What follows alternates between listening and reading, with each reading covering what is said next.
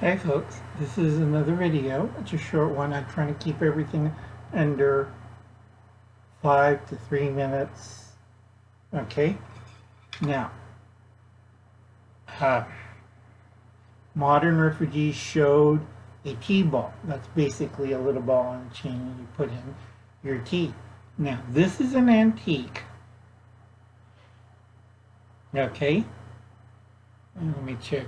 No writing, but it's an antique.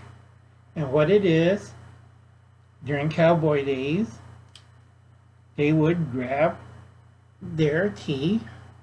You'd also do it for coffee grounds. And there you go. Simple as pie.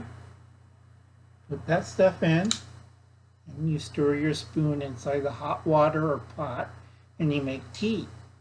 Some of the cowboys use coarse grounds and use this for coffee. I collect weird things on cooking, so you might want to look around. You see a teaspoon with a lot of holes and a lid like this, grab it. Okay, this is still food preparations for prepping for what's coming up. And what I tell a lot of people is you get family-sized cereal. Okay, cereal makes a great breakfast.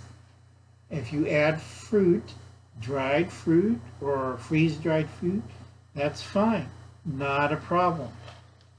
I also store oatmeal, but a lot of kids like cereal in the morning, and they do have shelf-stable milk.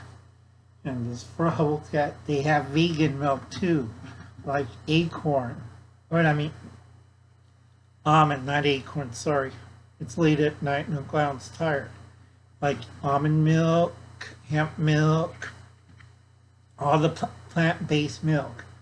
They have it shelf-stable. You buy a little box.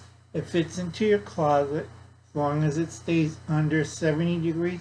It's fine. It lasts for a year. Okay, for our purposes, it's supposed to last us from September 2020 until March 2021.